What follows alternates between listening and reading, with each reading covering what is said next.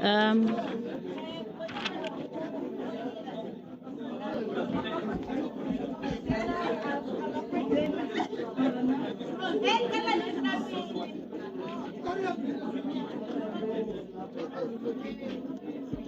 Colleagues, it's time for us to start. Oh my word.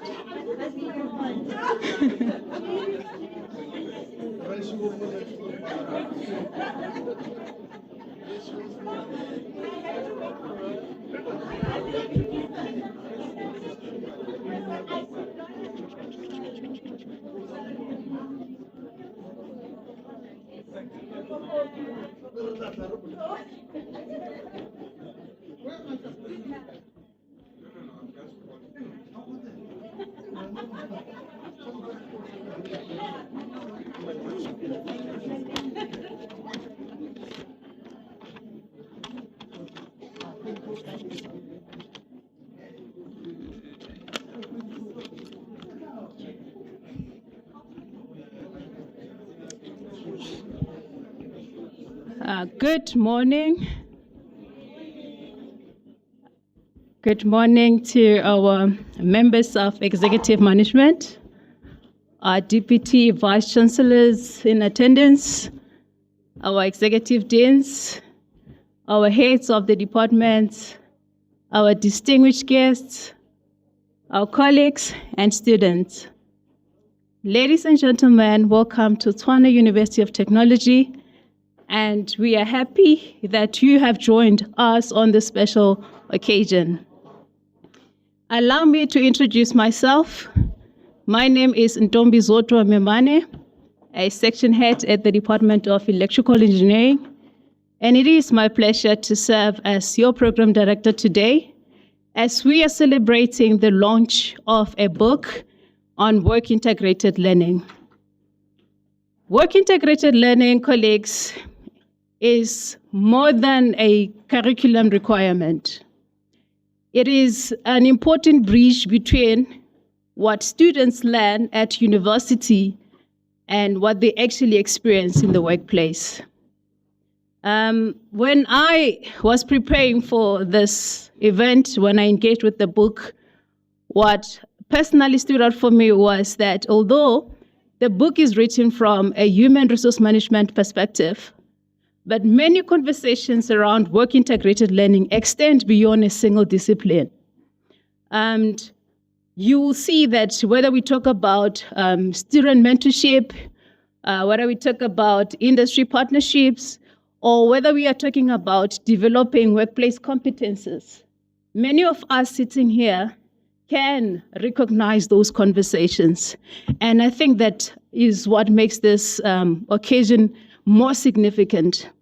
Ladies and gentlemen, without any wasting more time, may I kindly request that we all rise for the singing of a national anthem.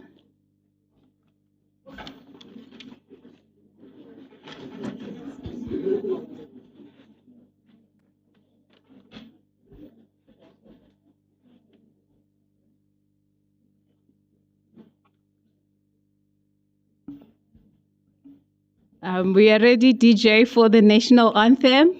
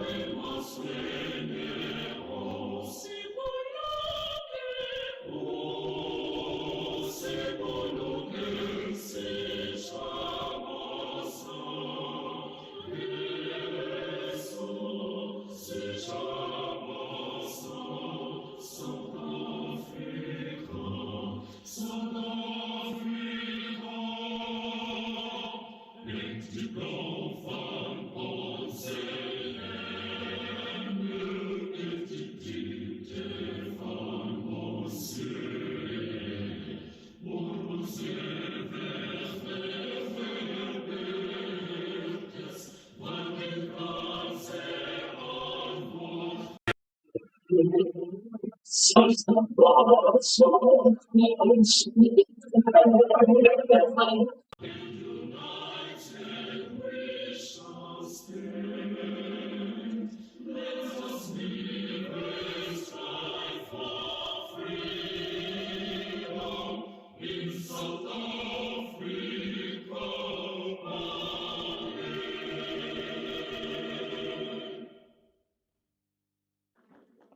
Thank you. You may be seated. Now, to officially open today's proceedings and welcome us all to this event, it is my privilege to invite our Deputy Vice Chancellor, Professor Ben van Wyk, to come and give us a welcome.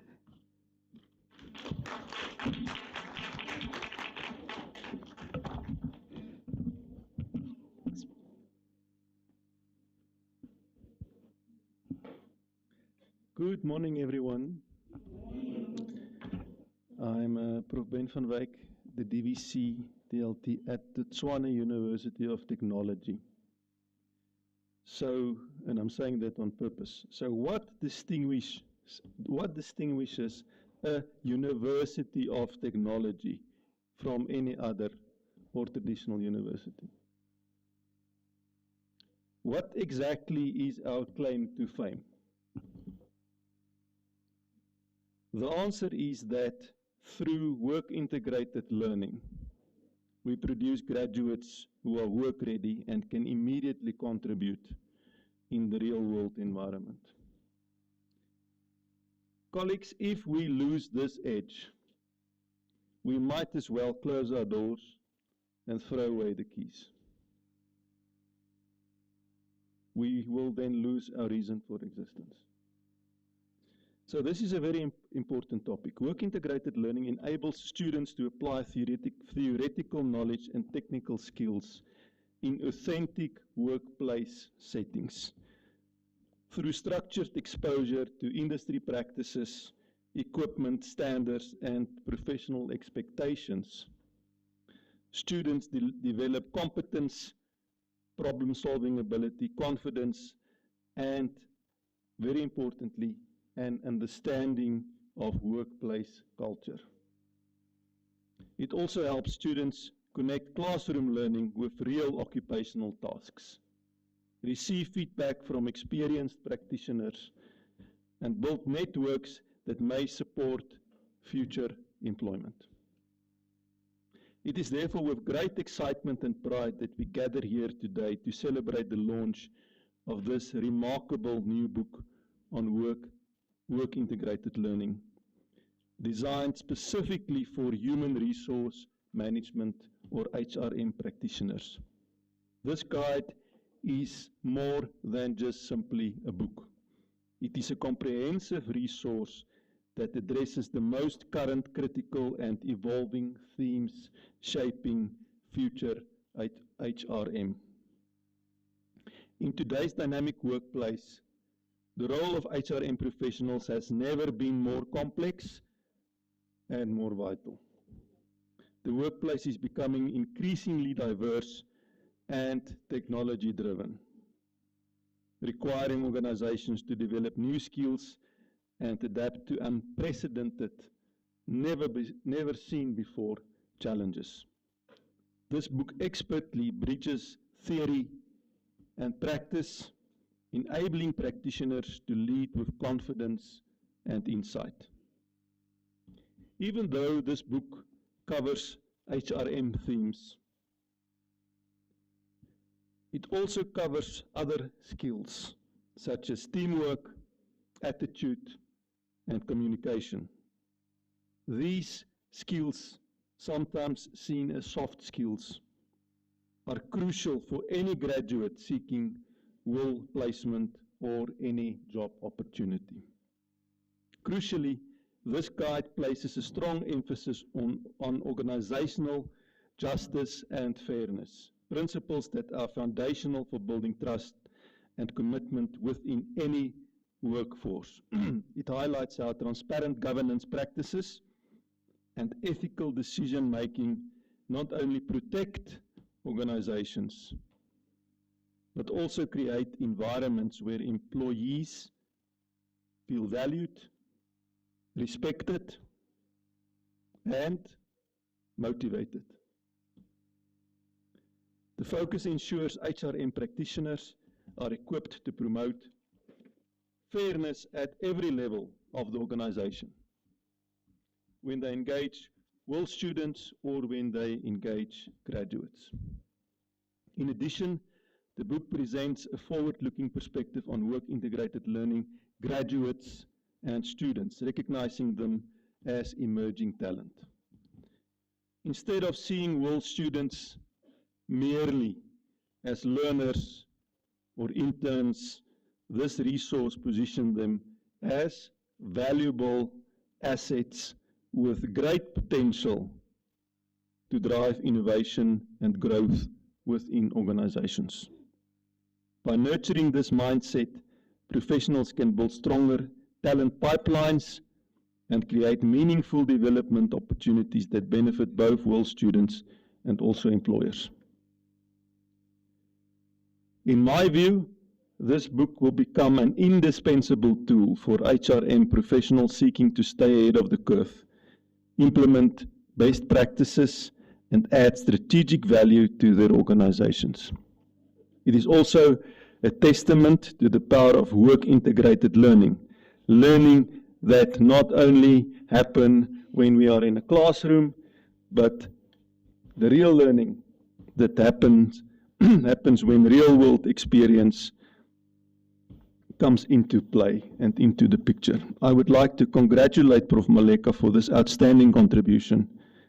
The depth of knowledge, clarity, and practical focus in this guide will undoubtedly inspire and empower HRM practitioners and WIL students across diverse industries. Thank you all for joining us in this celebration. May this book be a beacon of guidance and innovation for all those shaping the future of work. I really thank you.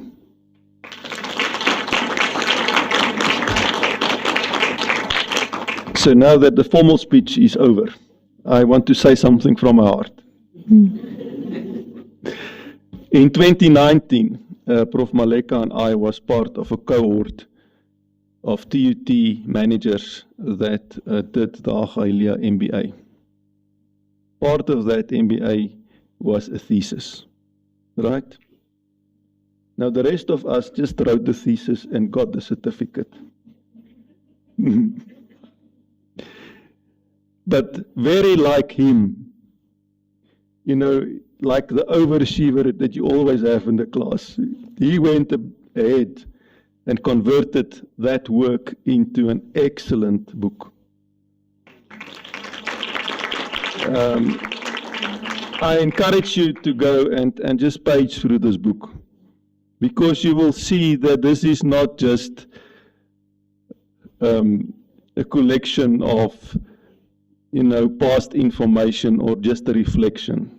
It is a book that is full of formulas and mathematics, which as an engineer, you know, I like very much.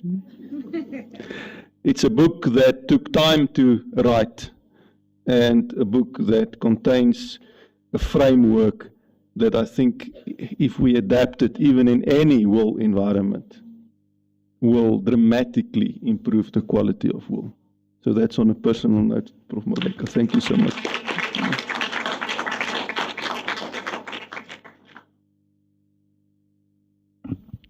Thank you very much, Prof, for such a beautiful message.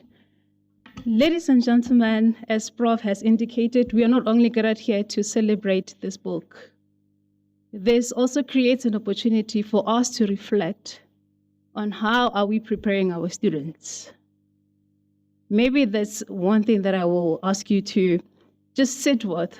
Ask yourself, are we preparing our students for the workplace of tomorrow? Or are we preparing our students for the workplace that we know? Now, colleagues, allow me to move to the program and call our next speaker, Dr. Edgar Nesemamvuni, who is the Dean of the Faculty of Management Sciences. It's to come and give us message of support.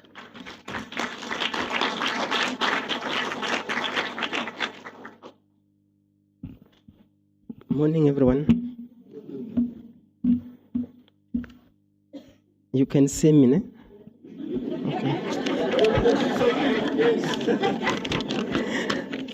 I always have to make sure when I'm standing in front of a podium.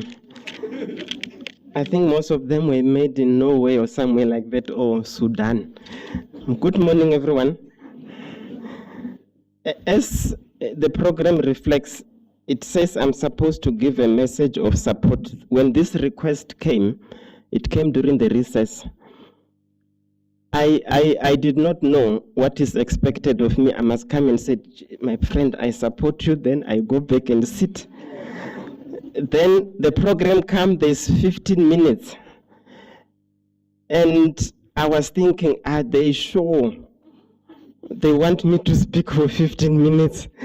Because I'm not the person that can do a script. You'll see a piece of paper, I'm just mising. It's just because I, like him, he had a prepared speech, speak from the heart. I speak from the heart from the beginning. And there is no filter. So you took a risk, my friend, so it's... So what I then decided to do was, how do I approach this message of support? Then I opted to share my experience with Prof Maleka, because if there's one distinction I will take is that if you don't like him, if you like him, I'm responsible for bringing him here. It all started in 2011. That's how far back I know him. I met him for the first time at an interview panel. First time, he's sitting and is asking for a job. He was a corporate bunny. I think you worked at Nissan, and then when you came to us during the interview, he was working for ESCOM. So here is somebody coming from corporate applying for a lecturer position. So, you know, a lecturer advert says you need to have 3 years teaching and or industry experience. I remember that day very well. Fortunately, one of the culprits is here, Advocate Mrs. here. So, HODs that are here, deans that are here, you will know that when you are interviewing a lecturer and there's a lecturer from another university applying, he will tick all the boxes like in bold letters. And here is somebody from ESCOM. He was working at a learning center. I remember that very well. Now comes a time where we have to decide, who do we appoint? I think that gentleman from Val, I remember he was coming from the Val. Wherever he is up today, he's still asking himself, why didn't I get that job? Because the person we appointed is not a person that had a lecturing experience, but I recall convincing the panel to say there is an advantage of bringing somebody from the industry. Let's give this gentleman a chance. You remember that, Thomas? I'm not sure when he applied for a job, because ESCOM was then said to be a well-paying company, whether he was taking a chance, and we then said we are appointing and said, oops, I must just go.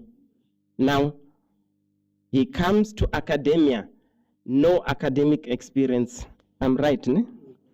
He had an academic flavor because by then he was finishing off his doctorate. Then what did we observe after that decision? Because in essence, if you ask me, it was a risky decision.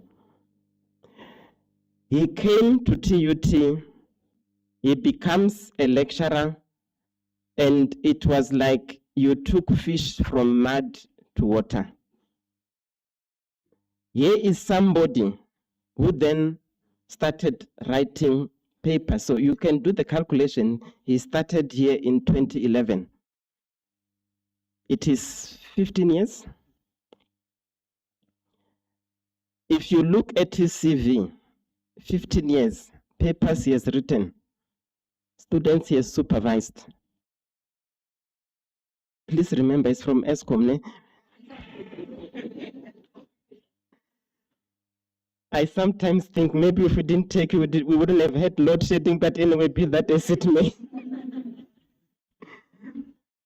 After coming, he's writing papers, he is supervising students, and that is not all. He becomes the academic manager of Emalahleni within a year. Then I'm thinking, let's pack him there. 2 years, you're HOD, ne? After 2 years. You hear him said yes. Always remember, everything I ask him and he says yes, remember he's from ESCOM. He became HOD. After that, other accolades he has achieved is that he is now, as he sits here, a campus rector. But because of that teaching, that supervision, that papers that he has written, as he sits here, he's an associate professor. Remember, he's coming from where? Yes. He is a head of a niche area. There are no niche areas in ESCOM. This is a span of 15 years. On top of that, he's the chief negotiator. Academic, but he's negotiating for management with the unions. That's where Thomas meets him again there. He doesn't have hair now. Unfortunately, it's thanks to you. So this is somebody, I don't want to say Skepsel from ESCOM. This is somebody from ESCOM who came to an academic setting fresh from not knowing anything about academia. And in 15 years, these are the things that he has achieved. Now, I want to go to my observation. Prof Ben has already taken the cat out of the bag that this book came through from, I was also part of that cohort, first cohort of TUT that did the MBA from Hagahelia. Which group were you? What was your group name again? SOPTA. You see, serious things. My group was called Little Fun.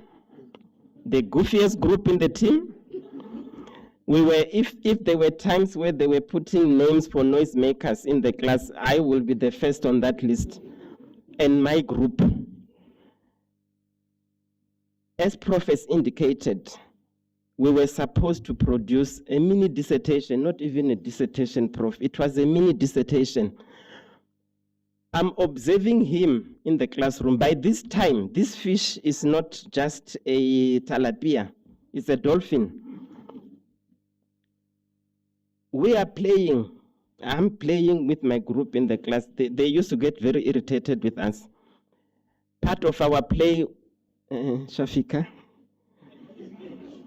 lunchtime, we had a caterer. Lunchtime, the caterer will bring food and also halal food. They were not really clear what halal, the only halal they know was chicken licken. So, Little Fun, goofy group, lunchtime, first one. I'm not scared to be number one in the food line. I will go to the Bain Maries. If I don't like, I'm halal. I think she ran out of food some of the days because myself, Ingrid, I will call you out. I told you I speak without a filter. Dinokeng. If you short food, it was the three of us. So I'm coming to a point, sorry. So where I'm getting to is that at the end of the course, the goofy group decided we are not eating this junk food anymore. As Little Fun, we are going to Summit. All of you know Summit, no? We are going to drink cocktails. Prof Ben, when we left that day, we went to drink. Why am I saying that? We said goodbye to the group. We are not eating your food. And unfortunately or fortunately for Vuyo, that day she had arranged for T-bones. We are going to drink. So when I said to them, we are not sitting with you guys, we are going to eat, I observed two things. Two people, they are sitting in front of me. The day we finished, this man and this man were done with their dissertation. I'm right, ne? You cannot deny that. I mean, when you finish a course, they give you time to do a dissertation. These two were done. With little fun, we are still going to collect data. So I want to now come to the point where he's done when we have not collected data. The time I'm collecting data, he is coming to me and asking, when are the certificates coming out? So I'm thinking, we got you from ESCOM, what are you doing this to us? Because the time I'm collecting data, he's saying, this university should have made a plan so that they've got a staggered way of issuing certificates so that us who have completed can get our certificates before you. Molefe, you are from ESCOM. I didn't know then that this output is referring to that he wants a certificate before I collect data was the book we are celebrating today. I didn't like it. I don't want to lie. I was not very impressed about that because somebody that we stole from ESCOM is now bragging that he has completed this work before me. And I brought him to TUT. But it is what it is. So what Prof Ben mentioned was just half the story. The whole story is this. The concept of this book was completed the day the course was completed, before some of us even collected data. And he was from ESCOM. So what I had termed this message of support Molefe was that Prof Molefe was, in essence, an accidental professor. Because if we didn't take that risky decision on a particular day with Thomas Mniss in 2011, I don't think you had been a professor. So, but now the question is, if I had labeled you an accidental professor as you started your career, where you are sitting now, there, are you there by accident? The answer from my observation is no. You are a hard worker, Molefe, very hard worker. I think actually you work too hard. Maybe hard worker is the wrong way. I will tell you in front of people, you work too hard. That is why you are there. You are not a professor by accident. You are an accidental professor, but you are not an associate professor by accident. And I will say this in front of the two DVCs that knowing you, and I know your CV, you tick the boxes of a full professor. I must say that without any reservations. So your hard work, and you have showed it to all of us, you have rubbed it into all of us, has brought you to where you are. Your hard work is what we are celebrating today. You have itchy fingers. You write papers like it is, you are writing a note. The amount of time it takes some of us to write academic papers, when we look at you writing an academic paper, it's like you are writing a quick note on a sticky paper. I am not sure how many papers you have. I don't want to know because they are way more than mine. So let's not go there. And as you sit there knowing you, I have an impression that there's probably another book loading. So your itchiness, mentor others so that others can also learn to write. I refuse to come to you because I think you are a slave driver. I have heard that you are a slave driver, but continue to be an example you are in terms of being an academic. I'm finishing. As I said, I labeled you in the beginning an accidental professor, but now I realize that in essence, what we did was actually opening a door for you to what is indeed your destiny.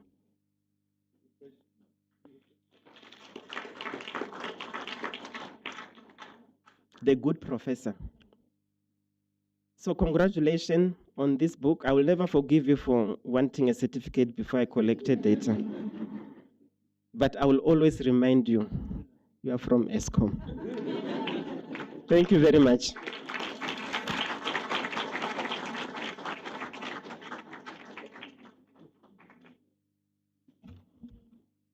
Thank you very much, Prof Nesambuni, for that message of support.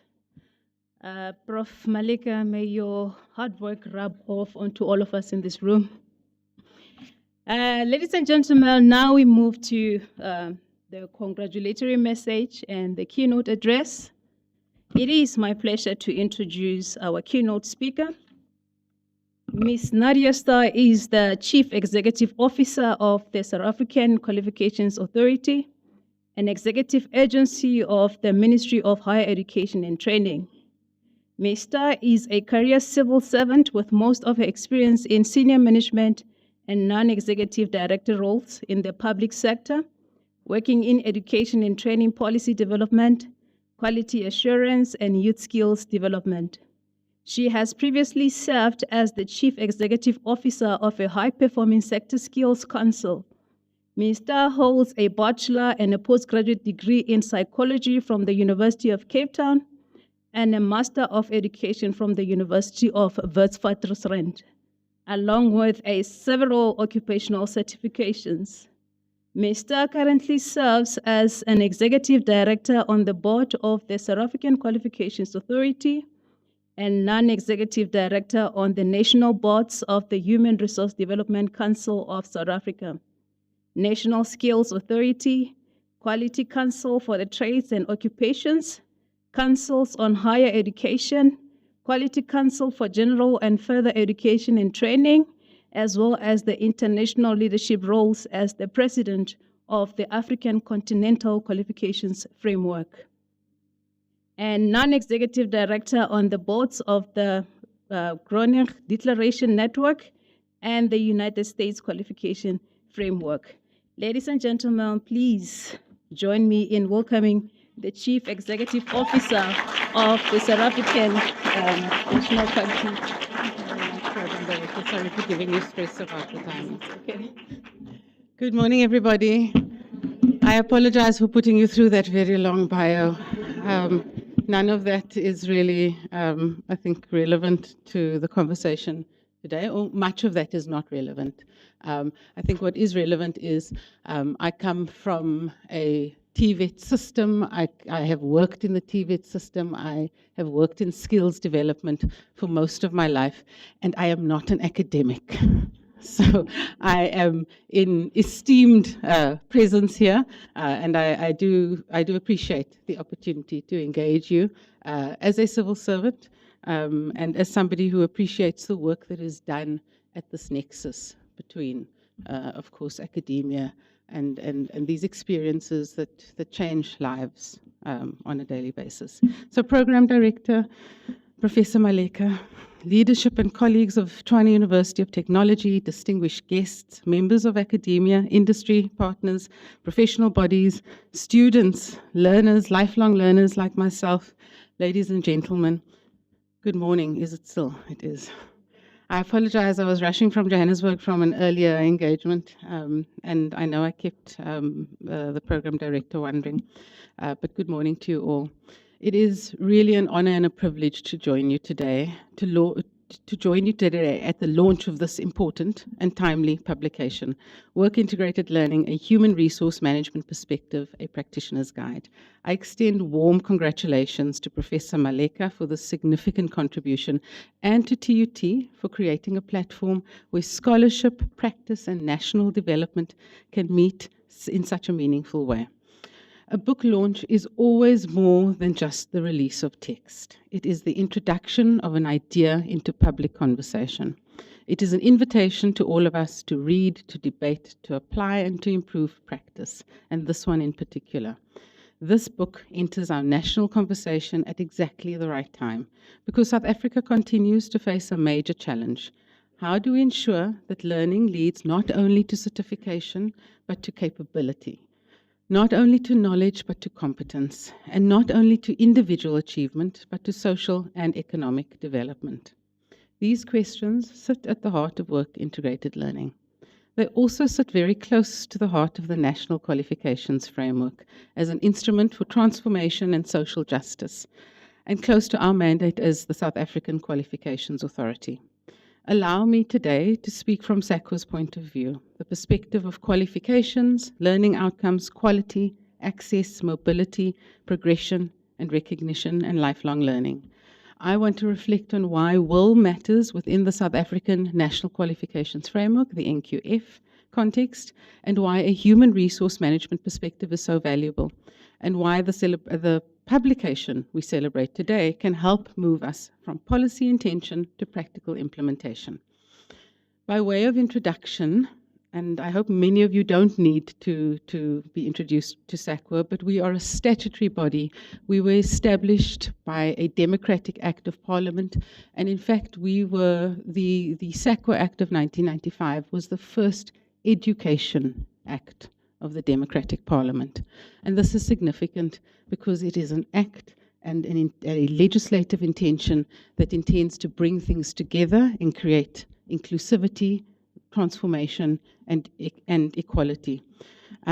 We continue to operate under the NQF Act of 2008 as amended, but our mandate has remained the same, and it's simple: to develop and implement the NQF to advance its objectives of transformation, redress, access, mobility, and to coordinate the three sub-frameworks of basic schooling, higher education, where you're all sitting today, and the occupations and trades. The objectives of the NQF, quality, redress, mobility, access, and integration, importantly, remain as relevant today as they were at the founding of the democratic education and training system. The NQF seeks to create, number one, a single integrated national framework for learning achievements. Two, to facilitate access and progression through this framework. Three, to enhance the quality of education and training, to ensure that everybody is allowed access to education of quality and value. Four, significantly to redress to accelerate the redress of past unfair discrimination. And five, to contribute to the full personal development of each learner and to the social and economic development of the nation at large. These objectives are not abstract. They become real when a learner is able to move or articulate from college to university, when a worker's experience can be recognized through the recognition of RPL, recognition of prior learning, RPL, and when a qualification has credibility in the eyes of employers, no matter where it was earned and no matter by whom it was earned. When learning opens doors to decent work, further study, and meaningful participation in society and economy. In this regard, the NQF policy suite provides an important context. Will policies, guidelines, and scholarship like this must be read and is read alongside and implemented against the backdrop of the NQF Act and its policies. Will is not an isolated initiative. It lives within a wider system of recognition, quality, and progression.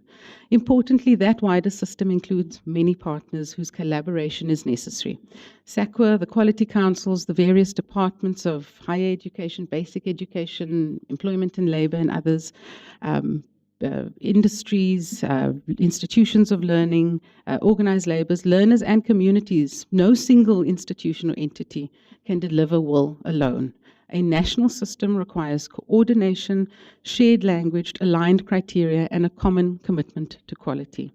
Against this backdrop, for SACWA, the significance of will lies precisely in this system-building role. If will is to contribute meaningfully to the NQF objectives, it must be visible and embedded in qualification, design, credible assessment, and it must be coherent across NQF sub-frameworks, recognized by employers and professional bodies, and reportable in ways that tell us what is working and where the gaps remain. These sorts of contributions to the scholarship, therefore, become so meaningful and so important. It creates spaces to embed will as part of a system of lifelong learning, not a peripheral activity at the end of a program. In the NQF context, will is understood as characteristic of vocational and professionally oriented qualifications that may be incorporated into programs at all levels across the NQF sub-frameworks. It may take different forms, including simulated learning, work-directed, etc., right? And these approaches integrate knowledge, skills, and attitudes in authentic or practice-oriented settings. The breadth is important because will is not just one single model. It is a family of approaches that must be designed in relation to purpose, context, level, credits, learning outcomes, assessment arrangements, and quality assurance requirements. In some contexts, workplace-based learning is the dominant role. In others, simulation, project-based work, or problem-based learning may be more appropriate. What matters is not the label, but the integrity of the design and the quality of the learning experience. The book we launched today speaks directly to this challenge. By locating will within human resource management perspective, Professor Maleka reminds us that the workplace is not a passive host site. The workplace is a learning environment, and I think the Prof before said it also. Where will applies, it should be deliberately designed with equity in mind. If it is designed carefully, will can become a powerful instrument for social mobility, employability, and redress. Beyond access, effective implementation requires attention to quality. Will must be prepared, supervised, assessed, and moderated. It must be supported by agreements that clarify roles and responsibilities. It must comply with relevant legislation, including matters of occupational health and student status. It must be financed realistically, including the costs of placement preparation, site visits, monitoring, assessment, quality assurance, and learner support. And it must create reliable evidence of learning, not simply evidence of attendance. In a rapidly changing world of work, this is no longer optional. Technological change, globalization, new forms of work, shifting skills demands, and persistent unemployment require a system that can adapt. Learners need deep knowledge, but they also need problem-solving ability, communication, judgment, teamwork, ethical awareness, all these things that we've incorrectly labeled soft skills, and the capacity to learn continuously. Employers need graduates who can contribute, but they also have a role in helping to shape, mentor, and develop that contribution. Will is one of the spaces where these needs can be met. Looking ahead, the success of will requires several commitments. First, we need to strengthen partnerships between providers and workplaces so that will is planned, supported, and assessed as a serious component of learning. Second, we need to align will more clearly with qualification design, NQF levels, and credits and learning outcomes. Thirdly, we need to support HR practitioners, mentors, supervisors, so that they're prepared practically through these works for their educational role. And fourth, we need to ensure that will opportunities are inclusive and do not depend only on a learner's agency, networks, or financial resources. Finally, we must improve data, reporting, and evidence so that the system can learn from practice. In addition, professionalization is important, and again, the contribution of works like this. Will practitioners, workplace mentors, and supervisors should be recognized as key actors in the education and training ecosystem. Their work involves specialized expertise, curriculum understanding, workplace learning design, learner support, assessment literacy, reflective practice, and stakeholder coordination, to name just a few. If we want will to succeed, we must ensure will practitioners are professionalized. In closing, ladies and gentlemen, the publication we celebrate today arrives at a moment when South Africa needs stronger bridges. Bridges between school, college, university, and work, bridges between policy and implementation, bridges between public institutions and industry, and bridges between formal learning and the knowledge developed through experience. Will is one such bridge. The NQF gives us a common national language for recognizing learning, and this book brings those conversations closer together. To Professor Maleka, congratulations once again. Your work contributes to a field that is central to the future of education, training, and development in South Africa. It offers guidance not only to academics and students, but to employers, HR practitioners, and policymakers who share responsibility for developing a capable workforce. To TUT, thank you for hosting this launch and for your continued contribution to teaching, learning, research, and innovation. Universities of technology such as yourselves occupy a particularly important place in the world landscape because they've long understood that knowledge and practice must inform and reinforce each other. To all stakeholders present, may this book not remain only on the shelves or in citation lists. May it be used in classrooms, will offices, HR departments, and in the policy spaces that I speak of. May it also inform better agreements, better supervision, better curricula, better assessment, and better learner experiences. At SACWA, we remain committed to working with partners across the system to advance the transformative objectives of the NQF. WIL can make these objectives tangible. It can help ensure that learning is recognized and applied and valued, and it can help learners move with confidence between education, training, and work, build the skills, capabilities, and partnership needed for an inclusive and competitive future. Let us therefore treat today not only as the launch of a book, but as a renewed call for action, to strengthen and enable WIL through collaboration. I thank you.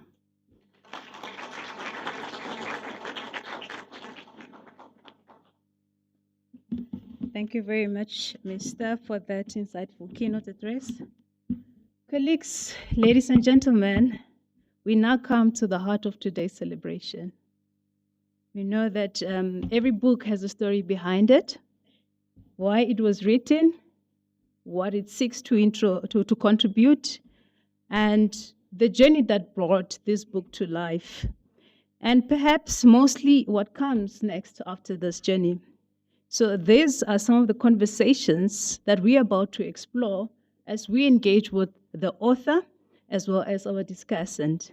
Please join me in welcoming the author, Professor Molefe J. Maleka, together with our discussant, Dr. Rolene Brink.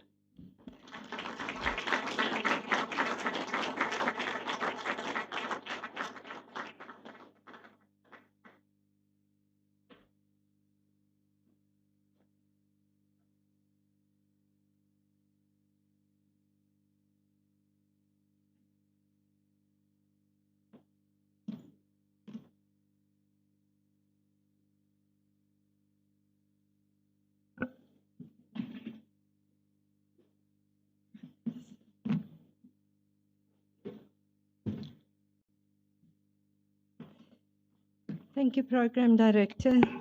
All protocol observed. Good morning, colleagues. For me, it is an honor and a privilege, Prof, to sit next to you with the launch of this very important book. This is, to the knowledge of work-integrated learning in South Africa, one of the most important, I think one of the first, that is practical, that we can work practical on. So this publication makes a significant contribution to the field of work-integrated learning, not only in human resource management. Yes, it's a human resource management, but when I start reading this book, it's actually for all fields within higher education. So it addressed the question that is central to all of us gathered here today. And the question is, how do we prepare our students not only to graduate with a qualification, but to adapt, to contribute, and succeed in an increasingly complex world of work? I want to highlight 3 of the key themes that stood out for me. And one of the key themes that stood out for me is the importance of bridging the gap between the theory and the practice. Professor Maleka reminds us that employability is not achieved through classroom learning alone. Students become workplace ready when they are provided with meaningful opportunities to apply knowledge in an authentic workplace setting. This is particularly relevant in South Africa, where graduate employability remains a national priority. If we look at the unemployment rate in South Africa. The second important theme is the employability is a shared responsibility. This book emphasized that universities, employers, mentors, and I want to highlight mentors, professional bodies, government, all have a role to play in the development of our future talent in the world of work. The third theme that resonates strongly is the need to prepare future ready-fit graduates. The book highlights emerging competencies such as people analytics, business acumen, emotional intelligence, very important for our students, artificial intelligence, and it challenges us to rethink what skills graduates will require in a rapidly changing world. But the highlight in this book for me, and it's very close to my heart and my philosophy as well, is the mentorship role with work-integrated learning. This model capture, and if you read the book, it's figure 2.1. This model capture what I believe is essence to effective work-integrated learning. It demonstrates that successful workplace learning is not simply about placing a student in the organization.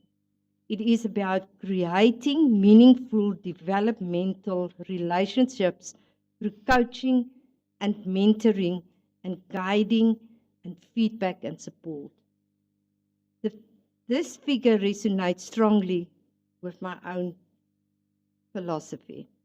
While curricula provide knowledge, it's often through mentorship that students develop confidence, professional identity, resilience, workplace judgments, and the ability to navigate complex organizational environments. Professor Maleka, work reminds us that preparing graduates for the future requires more than a qualification. Your qualification doesn't give you success in the world of work. It requires collaboration, mentorship, innovation, and shared commitment to the student's success. Congratulations on this wonderful and remarkable achievement, Prof Maleka. So,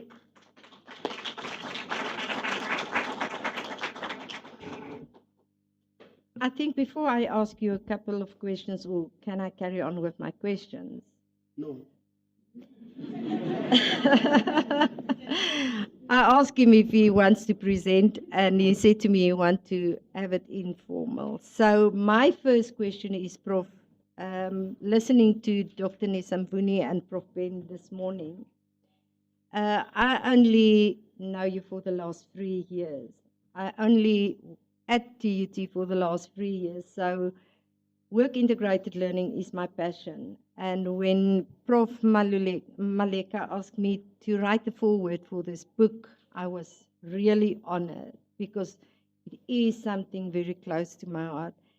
And my first question is, what motivates you to write this book?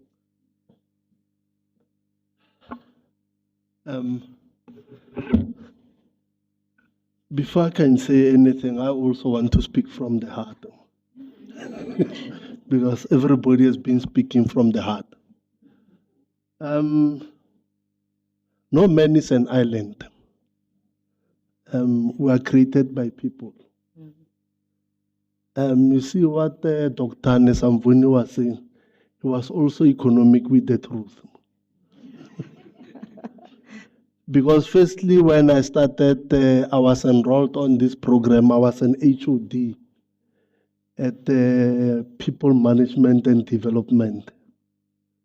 And then in 2019, that's when my contract of an HOD came to an end. But as a good man as he is, he also insisted that I should do an MBA. And then that's how this wave was paved. Yeah. So the reason that I and Prof Van Wyk completed ahead of everybody was because I was not in an academic role. I was solely focusing on this. And then after that, I went to him and said, "Where is my certificate?" And he said, "But what are you talking about?" Because I haven't collected data. And then also, we also want to thank Sis Fuyo, because also she was the one who also opened doors for us. Because all of the cohort that were in there, her and the previous DVC, Professor Mukola, were the ones who came with this program of Hakahelia. Now, the question is the motivation. Also, before I can do further crime, is I also want to acknowledge my elders, as we call them, Prof Van Wyk and Professor Vati, for the opportunity, and I really appreciate your presence. And now I'm going to talk like a politician, all protocol observed. Okay, the motivation was interesting because no, motivation cannot be interesting. What motivated me was that at Hakahelia we were allocated supervisors, and I came with this theoretical question that I wanted to address. And the supervisor told me that, but no, at Hakahelia we issue applied qualification. So we don't want you to come with a theory. It's either you are going to create a service, you are going to improve a process, or you are going to create a product. So what product do you have to produce? And at that time it was after TUT was, we moved from NATED to HEQS alignment. And then at that time, work integrated learning was part of it. Then she said to me that, "Mrs. Anu Santala, now we are talking, because you are talking about the product. The product in this case is work integrated learning. Now we need to rephrase your question. Don't come and tell me about theoretical framework. Because at Hakahelia we don't deal about theoretical framework." Then I got even more confused and said, "What is it that you want from me?" Then he said, "No, but you told me that you worked previous in industry. So let's rather focus on the skills." I said, "Now you are talking." And I was labeled a slave driver. I think the slave driver was the supervisor, because when she gave me an email or a conversation via Zoom, she wanted timelines and no excuses. So if we meet this week, next week you must produce something. And she was not interested in the theories. She wanted to know, because already TUT has got HEQS aligned. How are you putting yourself in the shoes and as an HOD? Are you going to create a work integrated learning?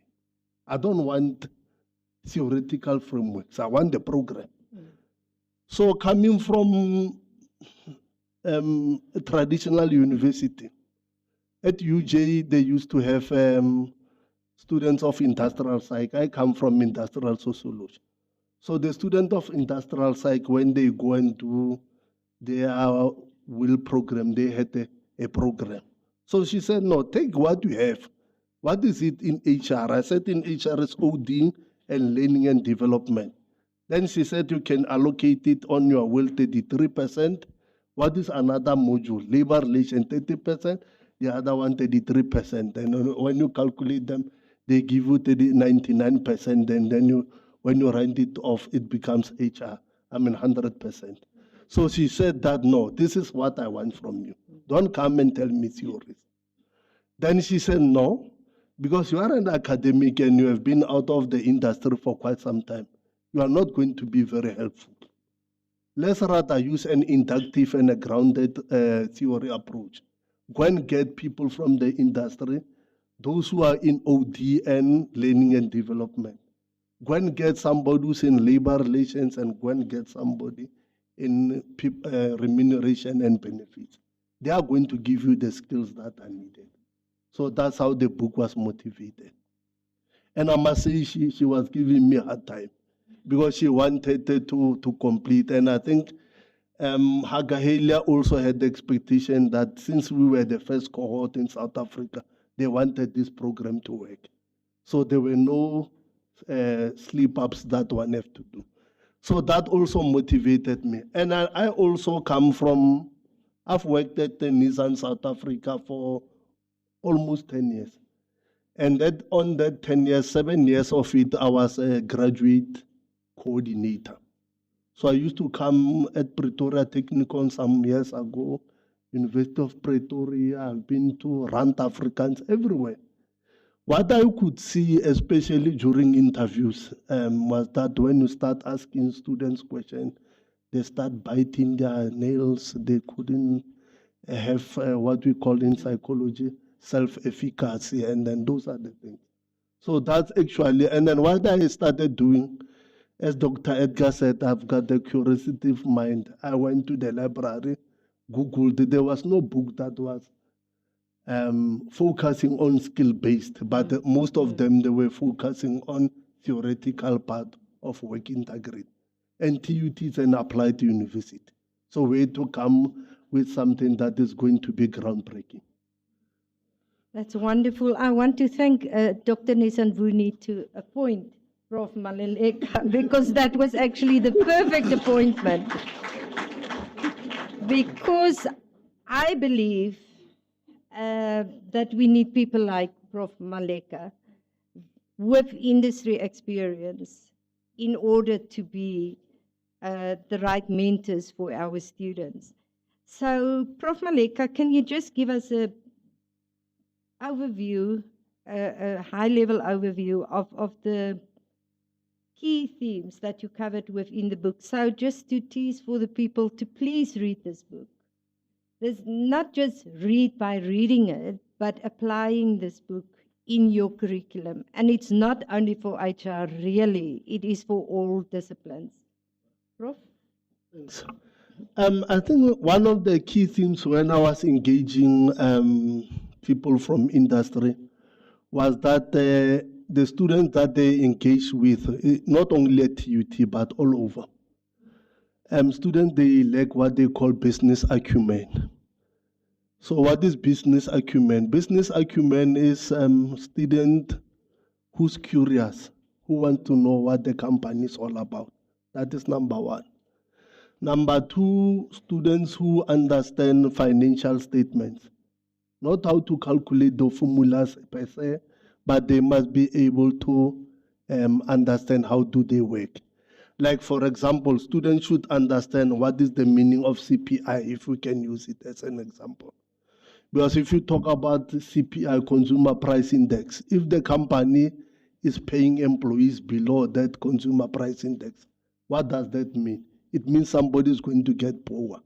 Their purchasing power is going to diminish. That is number one.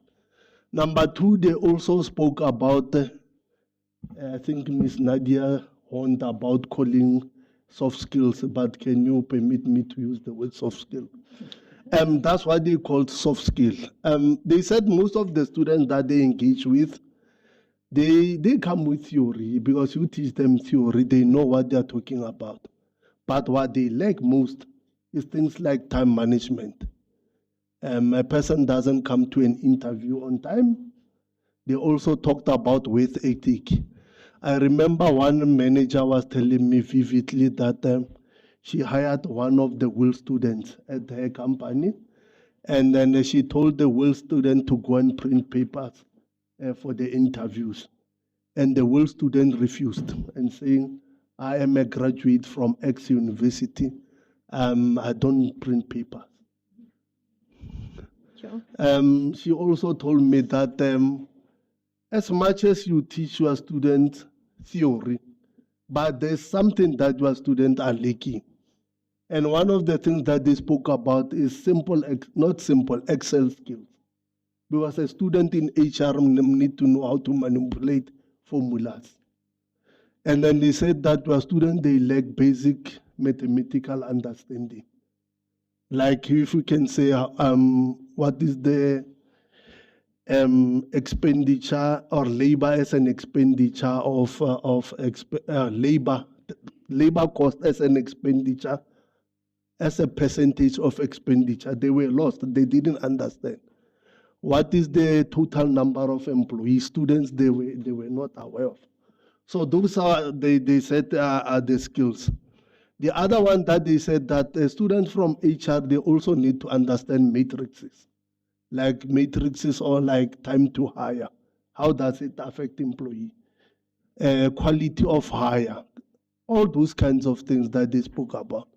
And the other thing is that when I was still doing that, I got exposed in what is called generative AI. Students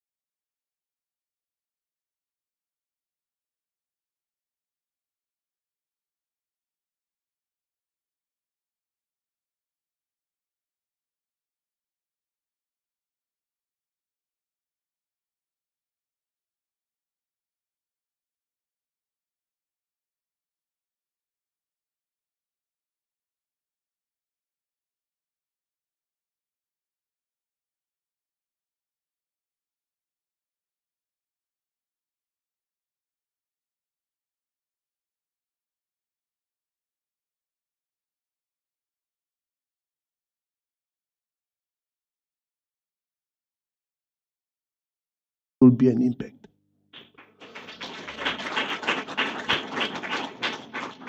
So my next question for so what, and it's the last question, Prof, is what further research or innovation and collaboration do you believe needed to advance well in South Africa? Now I'm going to talk as a campus rector. On the 3rd and 4th at Malahleni, we are going to do exactly what we are talking about. We are going to have a 2-day workshop in partnership with your directorate, where we are going to get the industry players to come, talk to the students about work readiness, because here this is a foundation, and then other companies were also going to create an opportunity for them. Because as a campus, we already have an MOU with the local municipality, and then also on Monday and Tuesday, we hosted a conference where the Deputy Minister of Communication also came there. We were selected as a campus, first time in South Africa. I don't know why, but maybe it's because of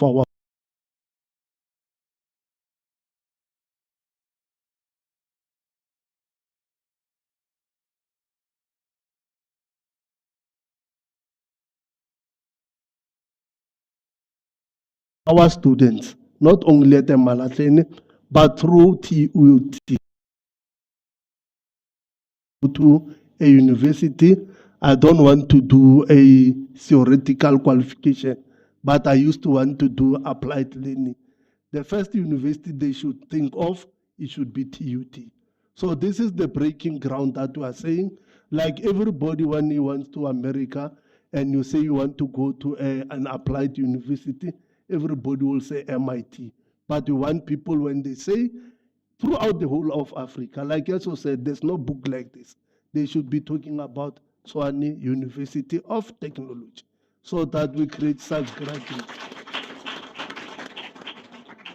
Thank you so much, Prof. Would you like us to take questions from the audience? Is it fine? And simple questions. Thank you very much, Prof. and Dr. Brink.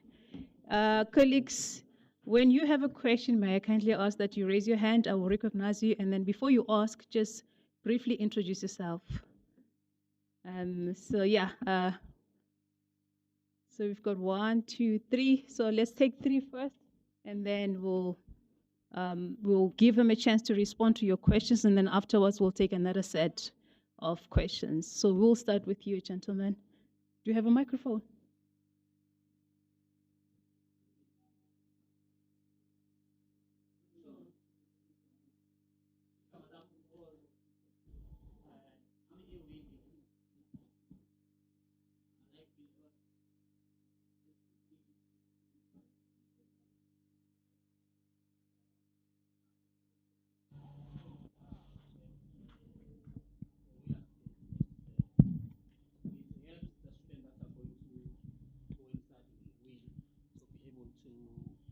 Have a man so that he's clued out about what is happening when they are going to do their will.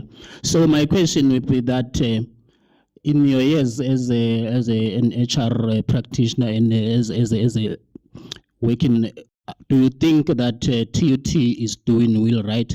And if they are doing right, where will you say that they are stronger in doing that right, and where you think that we are still lacking? Thank you.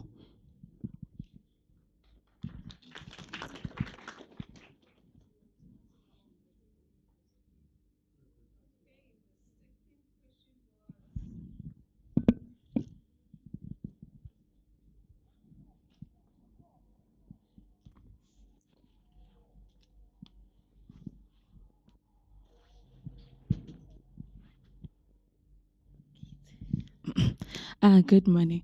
My name is Moruidi. So my question is, we have different courses here in TUT. So my main question is, many courses don't have will. And Ms. Nadia on her speech mentioned the importance of will, right? So what happens to those that do not have will? You also mentioned that So, Prof Maleka, you mentioned that there are kids who are curious, right?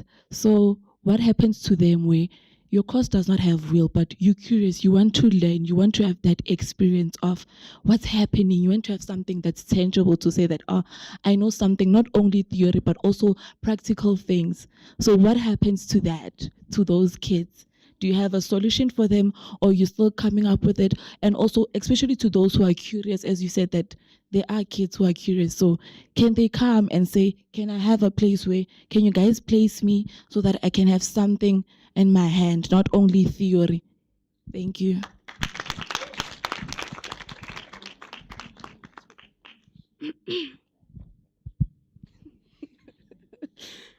Greetings to the House at Large. My name is Abulele Mbiza from Pretoria Campus. So, Prof Maleka, thank you so much for the book and this launch. So, from what I've seen, there's often a big gap between what we learn in class and what happens in the workspace, right? So then with this book, I want to ask Prof that what are the biggest misconceptions about that students have about will, and what misconceptions do you then address within your book? Thank you.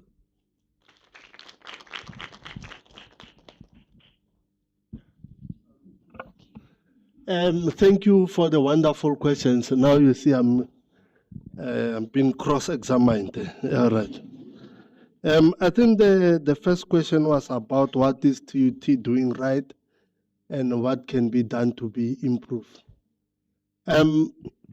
Like as I said, TUT is according to my understanding, every qualification should be having a will program.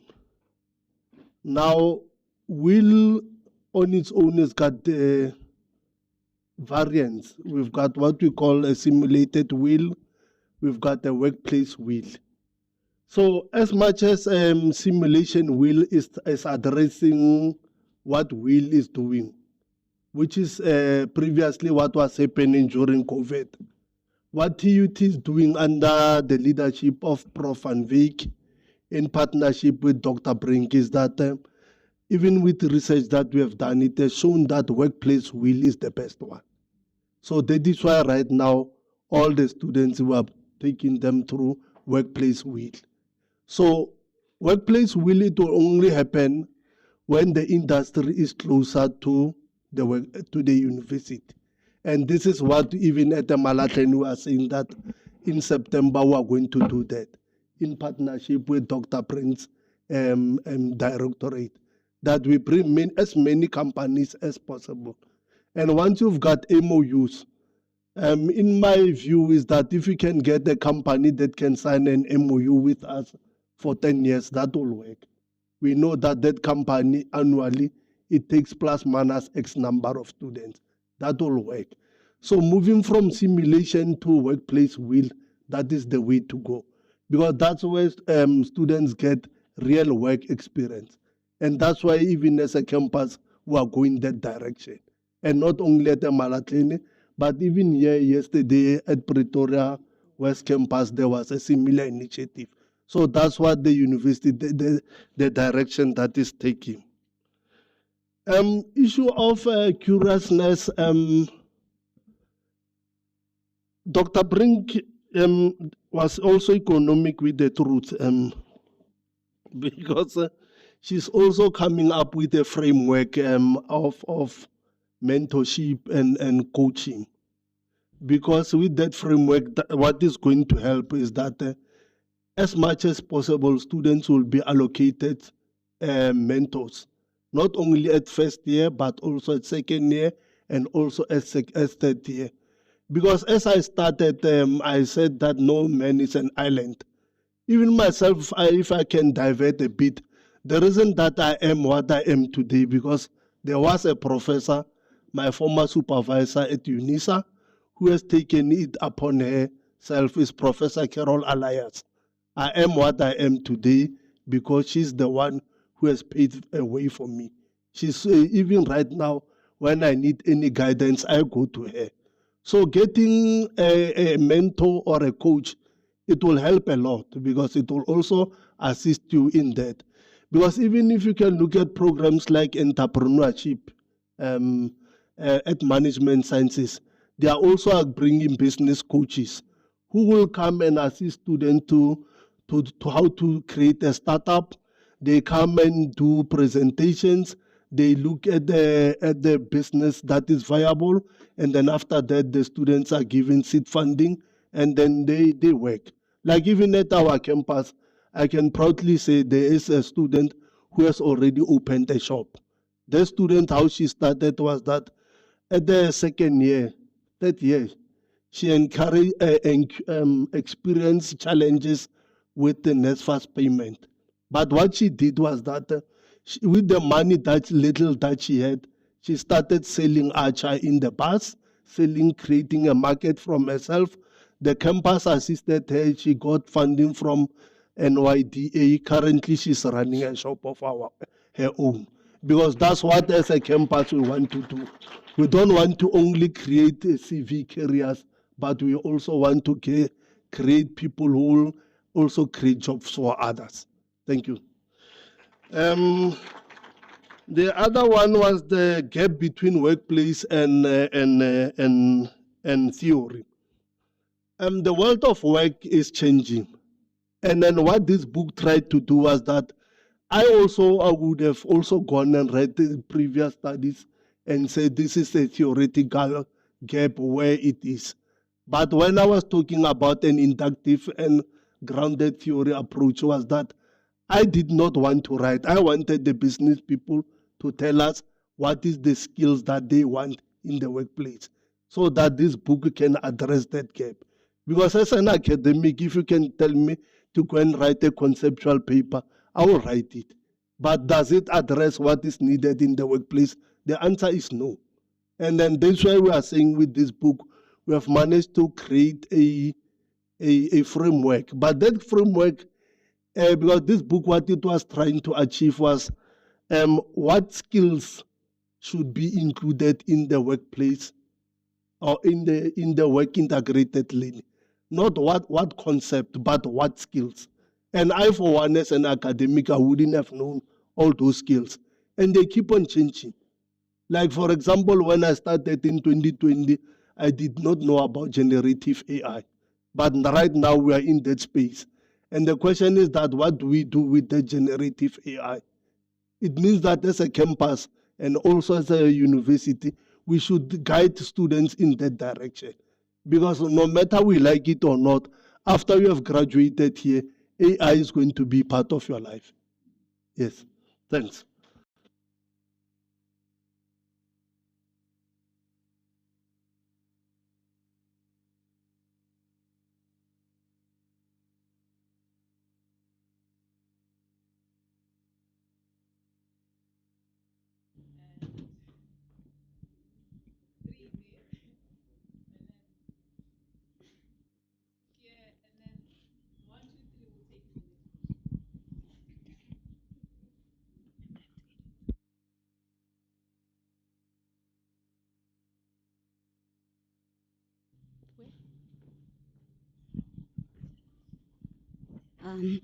Thank you, Chair.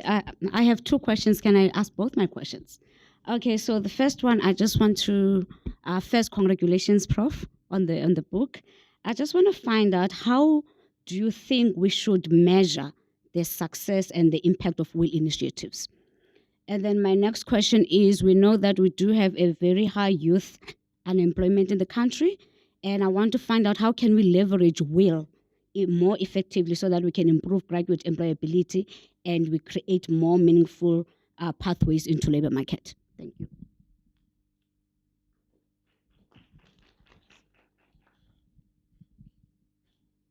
Good day. I am Auditorium from Pretoria Campus. Firstly, I would like to congratulate you, Prof, on your new book. And I also have two questions. So the first one is, if readers were to take away one idea from your book, which one would you hope it would be? And the second one is, how long did it take you to write this book?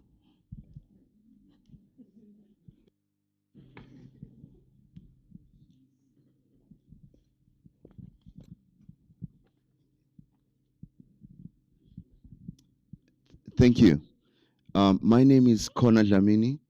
I represent an organization called South African Collieries Human Resources Association, and congratulations, Prof, on the book.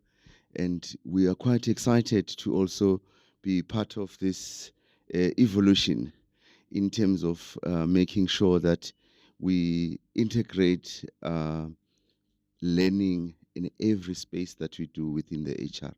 Now, we represent association of all those coal mines and contractors in Mpumalanga, the Siritis, the Glencores, and we're quite excited that we have already seen this, and we've already started doing some work as SACRA with the Tshwane University, because we found that your model and the output is quite elaborative, and it can basically benefit the industry. So we want to just give you a quick thing to say, please include Prof work, the will part, when we finalize our MOU with the Tshwane, because we're busy discussing somewhere in the boardrooms. But my question is very simple, Paul, is that there are quite a number of legislative requirements and changes from the CETAs, SAQA, and all those, and there's pressure to actually change something because we're not employing enough. Our employment rate is skyrocketing. So the question is, how are we going to make sure that a part of will encompasses and captures those changes as we move along, because they are there and we know that they are already going to come. Thank you.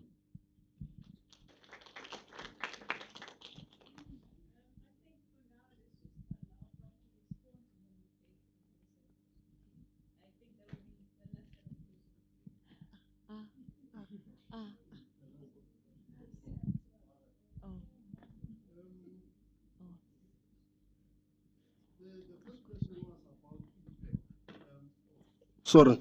The first question is about, sometimes I write, I can't even see what I've written.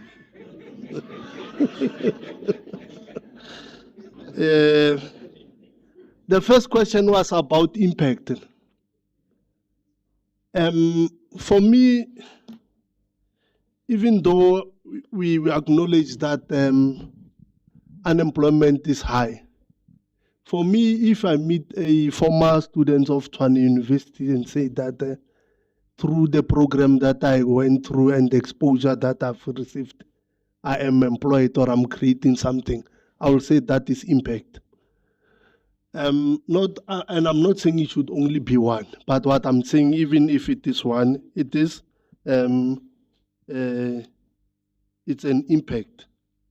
Impact again is, as I said, we are a university of technology, is that we should move beyond theory and then address this monster that we are facing, which is called unemployment rate. And I will say that will be success. So for me, the success of work integrated learning is education that is taking place beyond classroom. And that's what WIL is all about. And it doesn't have to be within the framework that is in here. I will be happy as a university where we can create students who can go and into Google and go and study skills on themselves. Like right now, there are free courses. This one for the students, I'm going to give them free lunch. Ne? My advice to you is that you must remember when you do qualification, let's say you are 10 in the class, and when you submit your CV, employers will want to see what you have done outside the box. And one of the things that you have done out of the box is volunteering. During school holidays, if you get 3 days or so, go and get skills there. And then also, as I said, skills are everywhere right now. You can go and Google. I also myself, you remember, I was talking about Excel, and that's what the industry people told me about. I didn't go and pay for the course of Excel. That course of Excel is free of charge. And then you get it on your CV, that differentiates you from other students. And people like to hear people like that. If I can share an experience of mine, when I was working at ESCOM, there was a colleague of mine, her name was Bongiwe Khadebe. We come, our alma mater is University of Johannesburg. She didn't have a job, and then when she was not job but experiential learning was struggling to find that opportunity. Then what she did was that she was not the one who takes no. She went to companies and told them that I'm willing to volunteer. Currently, as we speak, she's a general manager at Transnet. But because of her opening herself and say that I'm not going to say no, if you say you don't have any salary, I'm willing to come and gain experience. So that is the idea and the spirit that we want to inculcate, and also through this book. Which idea I think is the best? I still say is mentorship and coaching. Like as I said, no man is an island.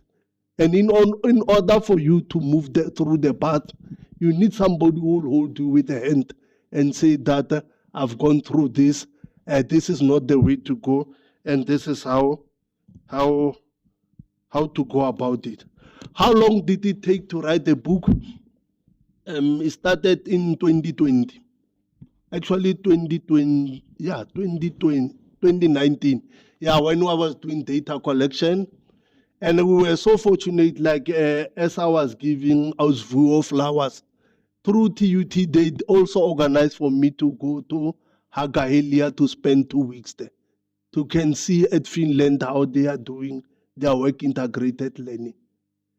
2 days before I could go to OR Tambo via Emirates. Okay, let me withdraw the name of the flight because I might be marketing another product and the university might be in trouble that TUT is promoting certain brands. 2 days before I could leave, President Cyril Ramaphosa went publicly and said in South Africa, we are under lockdown. So that's how my trip was cancelled.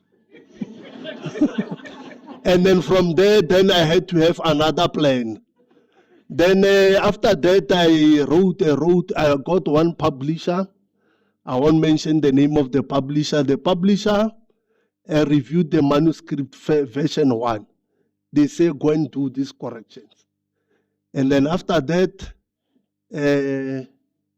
beginning of 2025, they wrote me a nice email that we regret to inform you that your manuscript is not meeting our requirements. You are talking about skills here, we want theoretical framework. Go somewhere else. And it was very painful because I went through that process for almost 6 months. Go and change there, go and change there, go and change there. And then fortunately, through another company that is outside here, they gave me that opportunity to say that because work integrated learning is not about theory, it's about practice.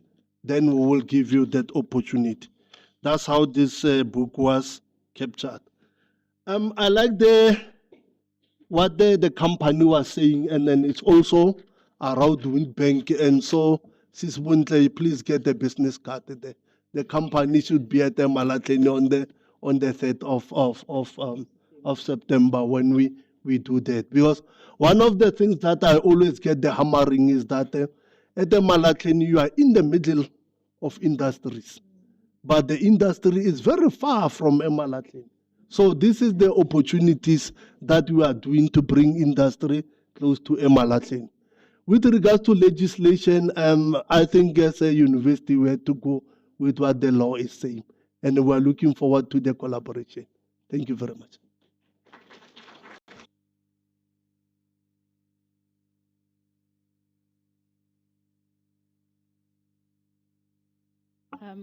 Colleagues, we are going to pause with the questions because our keynote speaker has to run, so we'd like Prof to take pictures with her before she leaves, if that's fine. Miss Nadia has to leave to take pictures. Yeah.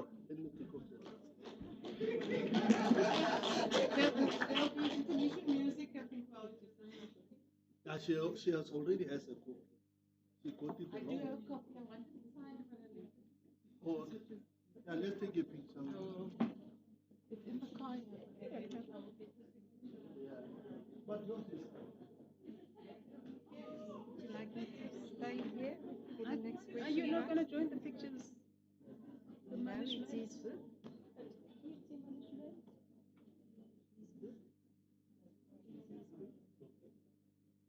Don't steal his fame and glory. Are you tired of sitting there? No, I'm fine. We are just going to take three small questions. And then Yes, yes. And then how do you want to do the wrap-up? I can help you with that.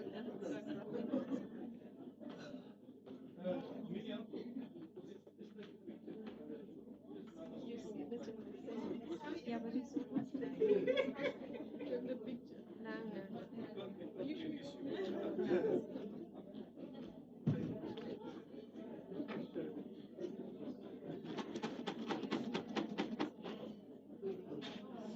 You want one?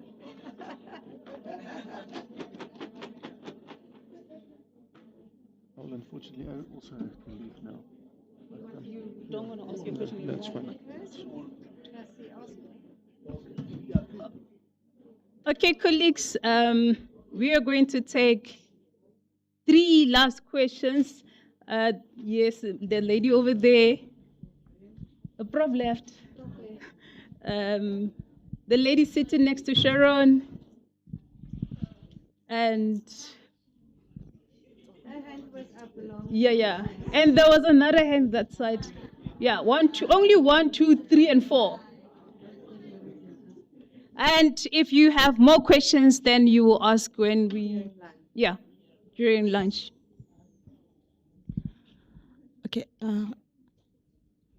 Good afternoon, everyone. My name is Khumoto Meriotle from Department of Tourism. I'm a wheel coordinator. So I've got 3 questions. The one to the author, which is on your book, do you have the policy element on it, policy for students, on how to discipline students?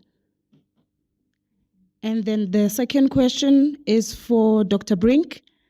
Dr. Brink, I don't seem to find the policy where it's structured on how to discipline students doing well. That's what I'm currently struggling with because as coordinators, we go out of our way to look for placement for students and all that. And sometimes the same students that we are going out of our way assisting them, once ruining the relationship with the employers. And then that affects the future students that needs placement. Thank you.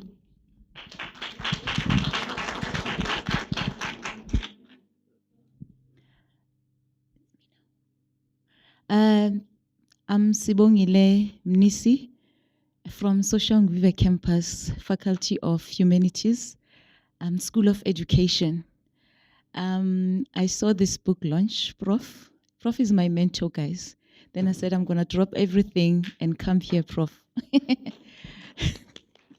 So I came in at the right place. So, Prof, congratulations on this book on work integrated learning. And I'm glad that you indicated that even though it's written a human resource management perspective, but it could be applicable in different disciplines, especially in the education discipline, School of Education, where we are preparing the students to be future teachers. My question is, the world is changing. Because of artificial intelligence, you talked about it, and digital transformation. And the workplace is also changing, it's not stagnant. And my question is, with your book, it says work integrated learning, and our programs, are our lecturers also being prepared for the new world of work, so that when we prepare our students, we know that they are ready for that changing world which is now taken by this digital transformation and artificial intelligence. And in your talk, you indicated, making an example to ChatGPT, that how students, they can take advantage of such artificial intelligence, the generative artificial intelligence, because it's not only that. We are now living in the era of the humanoids, the robots that are operating with us, and there are robots that are operating in different sectors. How well are our lecturers now at TUT prepared in different disciplines, not in engineering and in science when they took advantage, especially in social sciences? Thank you.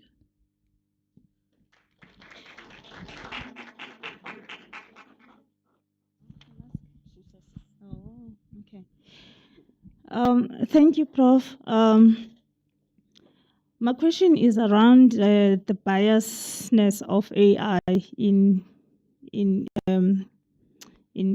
human resource, actually across all sectors. Like, how did you take that into consideration to guide the practitioners to be cautious of that, and then also to help students to be conscious of that, and then in line with the question that has been asked by Prof Maleka, where do you see opportunity for cross-curricular based on one of the key aspects or skills that he have identified as a need?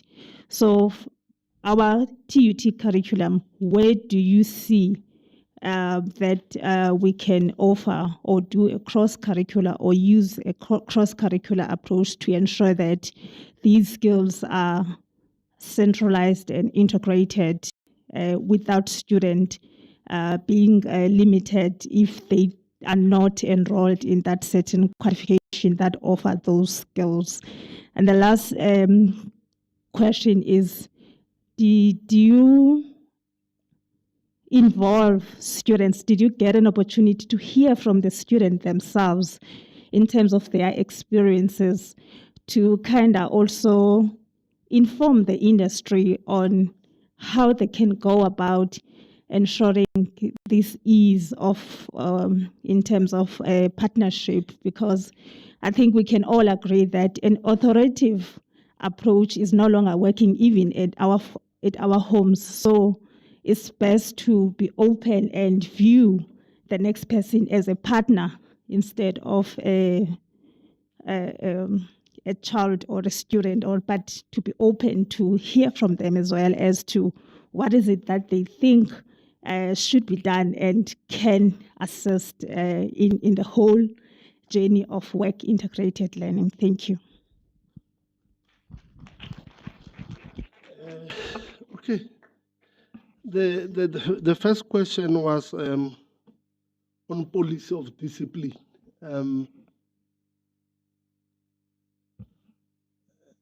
Discipline in itself, I'm going to give an academic answer now. It's also based on counseling. So counseling is one of the skills that we are talking about here, and especially when it even talks about students' work attitude. That those are the things that students should inculcate in their DNA. That is why it's very imperative that as a university, we should also focus on what is called work readiness. Because one of the things that we do is that students get opportunities, like you had the companies here, but as a university, we are not preparing those students. Remember, I even gave you an example of the students who are saying that she can run the company ungovernable. It is upon us as an institution to make sure and teach those students that these are the do's and don'ts. So as I say, coaching, mentoring, and counseling, I think is the best discipline that you can give somebody, not punitive and come up with policy that will do that. On the other hand, I also want to say something that also the students themselves, please, when you are given that opportunity, don't go and close doors for other students. Please. That's an humble plea. But in terms of coming with a carrot and stick approach, I'm not in supportive of that. We need to preach the gospel until students they know that when they go to the workplace, readiness has taken place. There was a Yeah, so the question regarding how to discipline the students is that when you place the students for work integrated learning, there is an agreement between the student and the department, but also between the student and the organization. So you can work closely with my directorate and I will assist you because I know all the workplace-based students sign those documents, and that's how we discipline the students. With regards to how lecturers are prepared for generative AI, maybe on a lighter note, we should also take lecturers on a wheel program. I was saying on a lighter note, yes, because now we cannot expect lecturers to do that. Look, the university is taking serious direction with regards to how generative AI should be included. Even yesterday at SCT, was it Wednesday? At SCTL, that topic was discussed.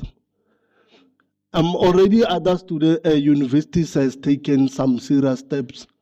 Last week I was in another continent where one of our universities, they've already have advanced when it comes to generative AI. And I'm not saying it's wrong or right, but what they were saying is that in their institution, they don't stop students to use generative AI. However, after you have submitted an assignment, you must come and attend what they call a viva. A viva is like a defense of your document, because they don't want the student to go and create information on AI and get 80%. But when you start engaging them, they don't know even the content of it. So that's the direction I will think even other institutions will follow. With regards to lecturers in social sciences lagging behind, I will say that I think there should be a program that is already being developed to cater for that, because there's no way that right now we are going to go back. AI is coming and is moving at a higher rate. And then everybody, I think we should also as lecturers start learning Claude and ChatGPT and all those things out of our own will, so that you can be able to be on par. Issue of biasness, yes. Most of LLM models, large language models that are used there, they are trained. And then as LLMs are trained, most of them, depending on the data that has been created, they respond. I will give a classical example. There's one LLM that was trained in America on certain race groups. And then they've used that LLM model to predict whether a person will commit crime or that. So because that LLM model was trained on that race groups, every time when a judge will see a person of that race group, when he's making parole conditions, he will make harsher parole conditions because of the model, the way it has been trained. So more data still needs to be trained. Like for example, if we are already in other countries, there are no drivers, cars are driving themselves. But the question is that that model was being trained on a car that is having a steering wheel on the left and it's moving on the opposite direction. So imagine if that car can be brought in South Africa, what it's going to do. So in that sense, it also make provision for us as researchers in Africa to come with our own LLM models so that we can move in that direction, and then also come up with how we can incorporate and infuse AI in our teaching, because other universities are already doing that. Okay, I've covered industry, so that will also cover cross-curriculum. There's one university, because I don't want to keep on mentioning it. It's got what they call AI 101.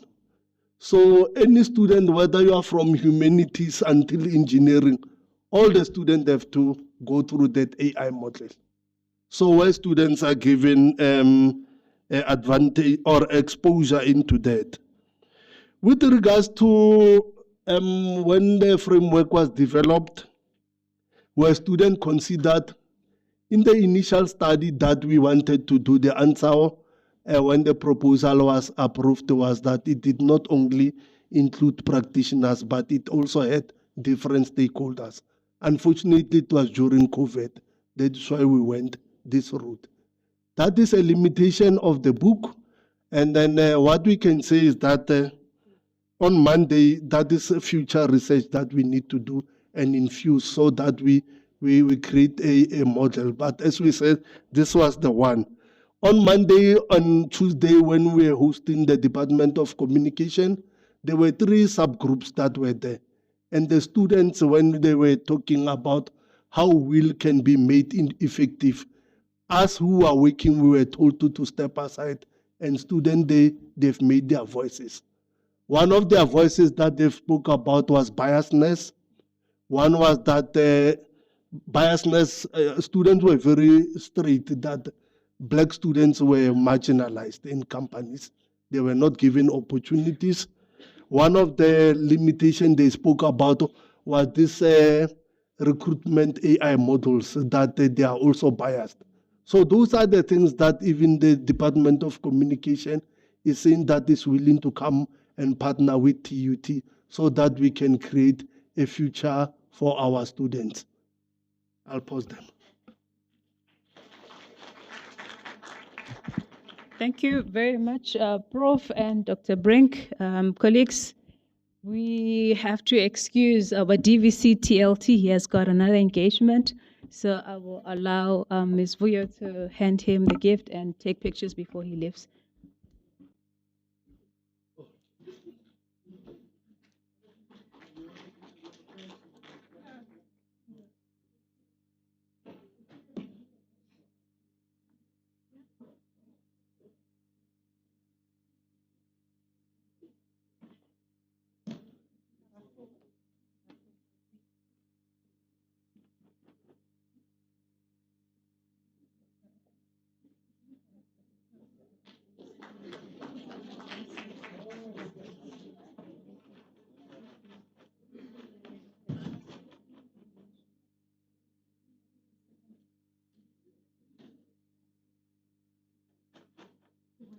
Okay, so I'm sorry to those who could not get a chance to ask questions. We have to conclude our Q&A session.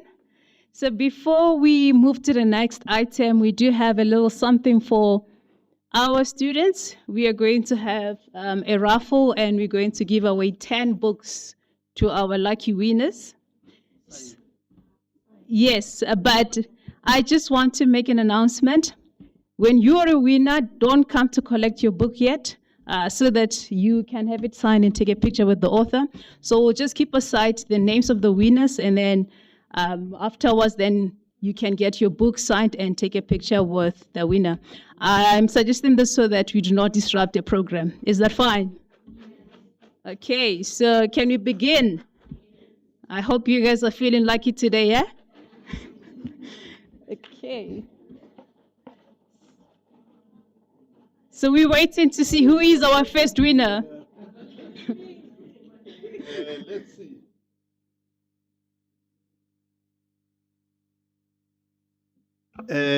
Mary Matseke. Congratulations to Mary. Is she here? Oh, okay. Congratulations, Mary.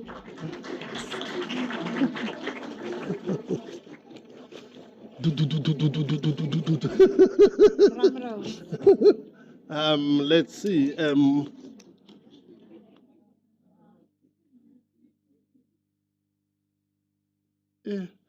Is it more or more Masia? Congratulations, More. More. Oh, sorry. Yes, I've butchered your name. There she.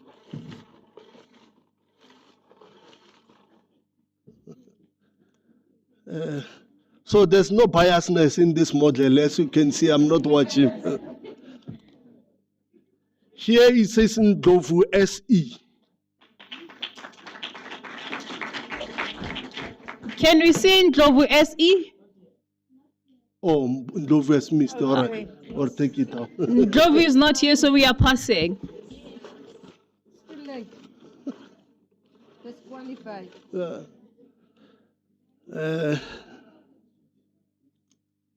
Hey. Lusanda Banzi. All right.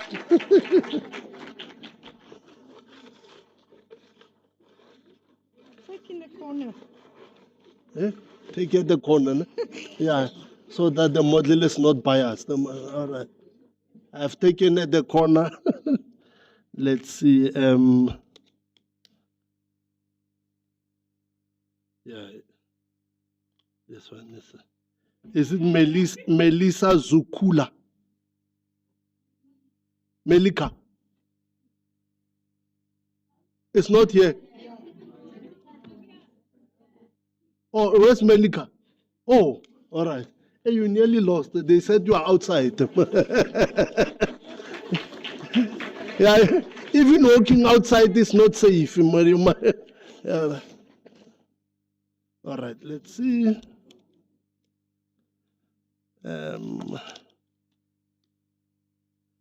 Molaudzi Tanyani. Oh, it's you.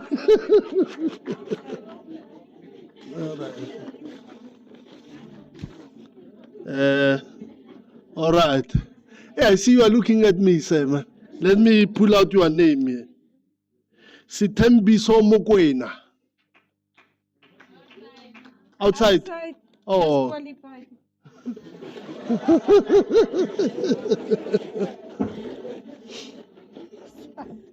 There we go. Let's see. Sitembiso Mokwena. Letabo Mapanga. Where? Oh, sitting next to each other.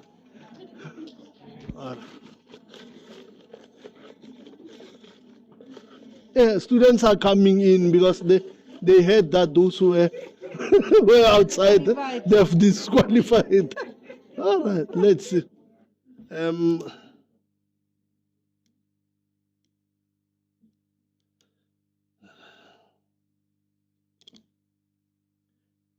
Ernest Sitole.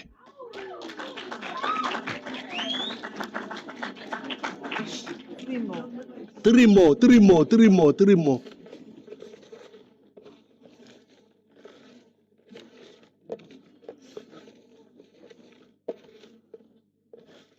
Okay, let's see. Abigail. Are you Abigail? Yeah, last two now.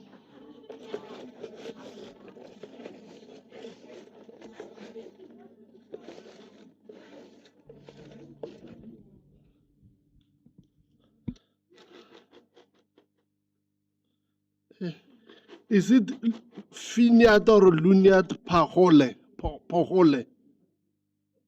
Ageko. Pahole is lost, all right. Disqualified. It's outside. Okay. It's outside. Outside, sorry. Let's see. Sikole Nicole Pule. Outside.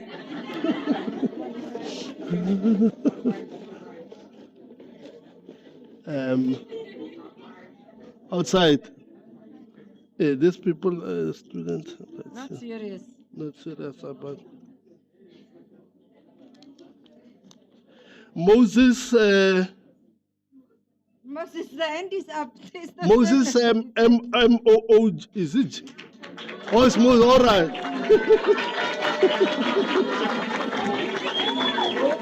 Let's have the last one.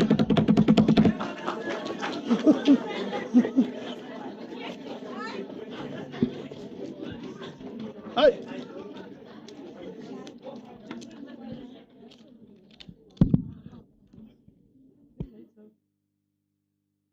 Nthandokazi Nhlapo.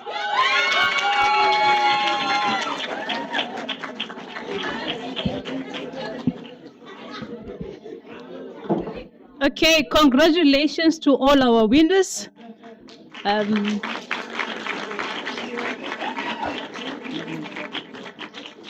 Ladies and gentlemen, we are now reaching the end of our program, and I would like to invite our Pretoria Campus Rector, Professor Ingrid Mokhobu, to come and give us a word of thanks and closing remarks.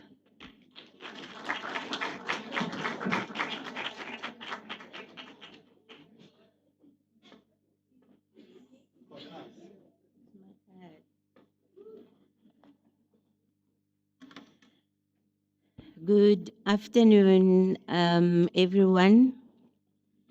Thank you, Program Director, for the opportunity. I'm also vertically challenged, like Dr. Nesamvuni.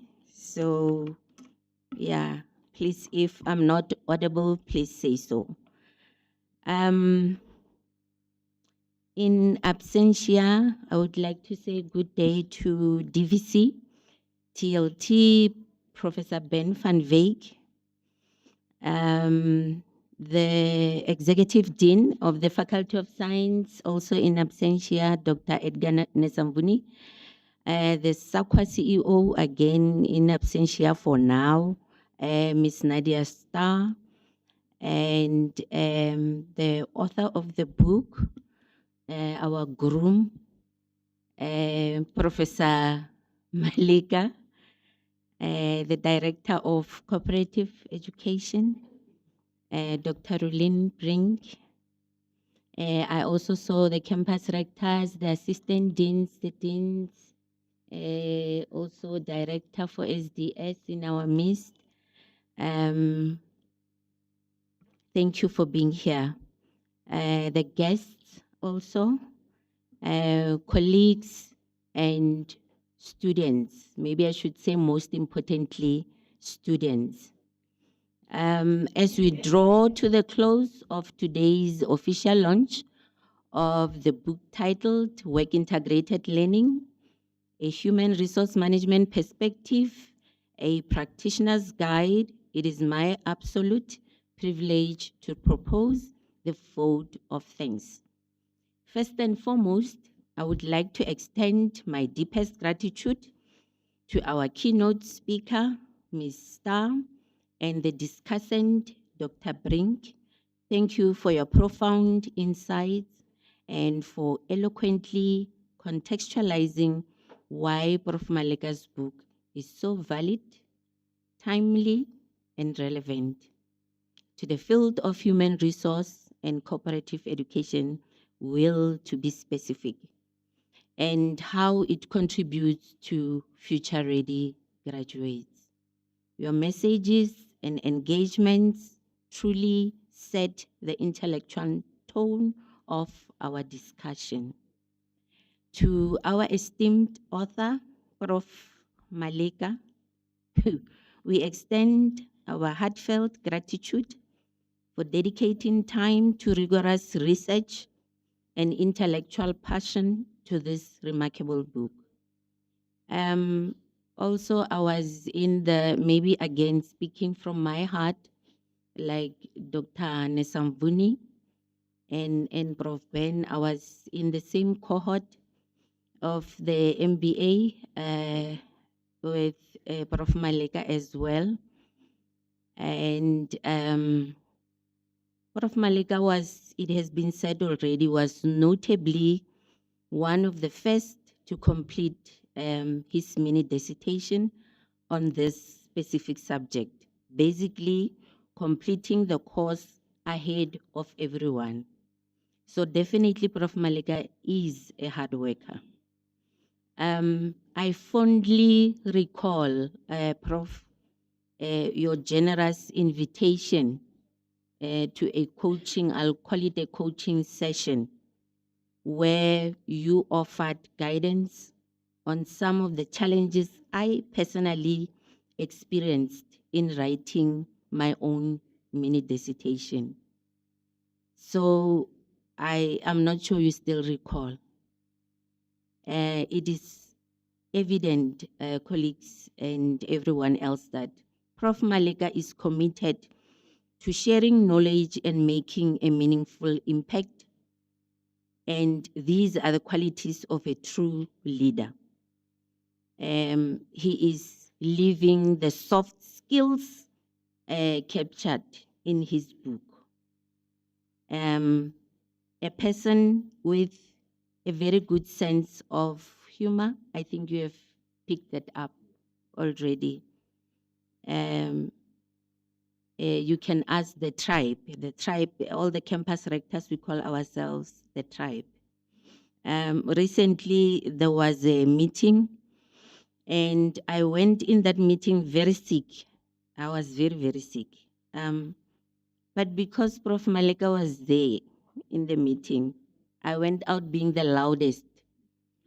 I think Ms. Moke will also testify to that, because it was her meeting.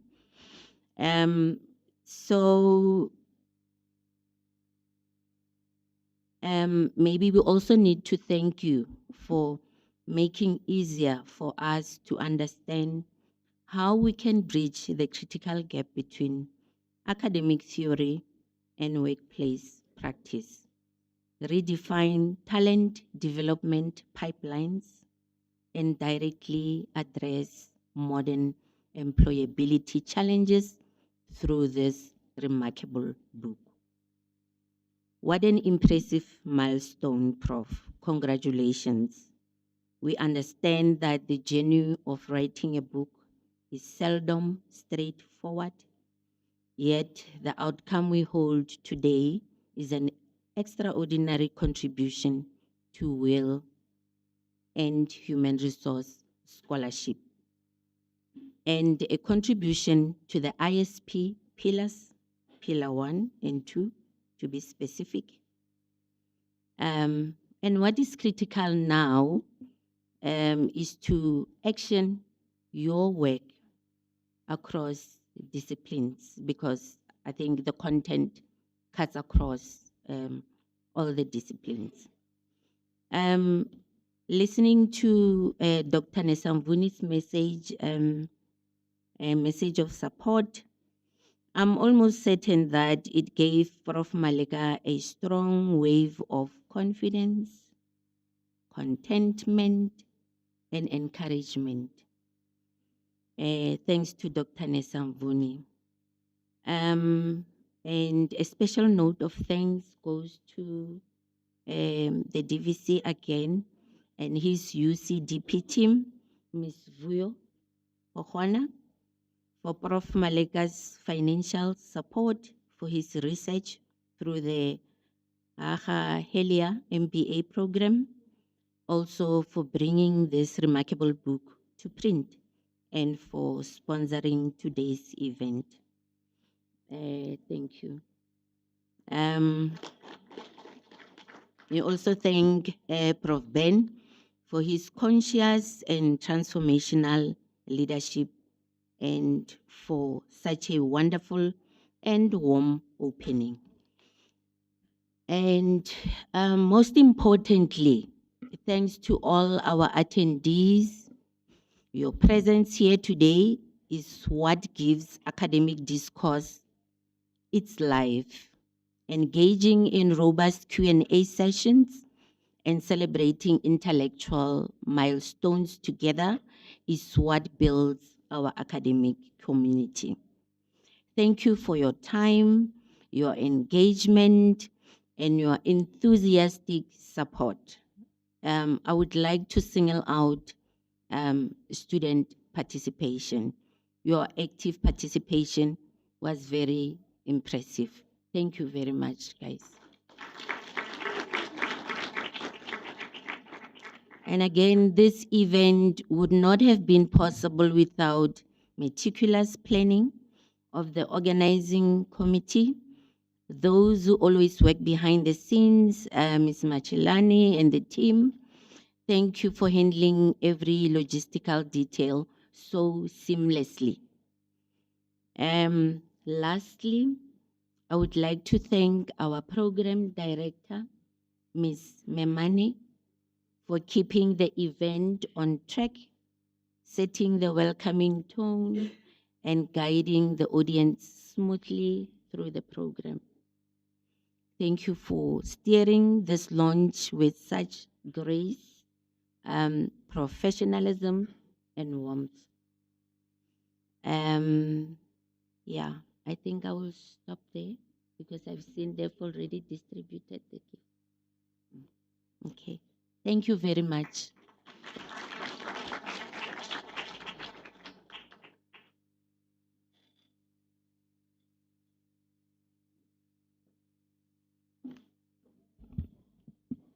Ladies and gentlemen, this now means that we have reached the end of our program, and we really appreciate you coming here to celebrate this beautiful milestone with our professor. Congratulations once more, Prof, on this achievement. You are now invited to join us for refreshments, as well as book signing and also pictures with the author. Thank you.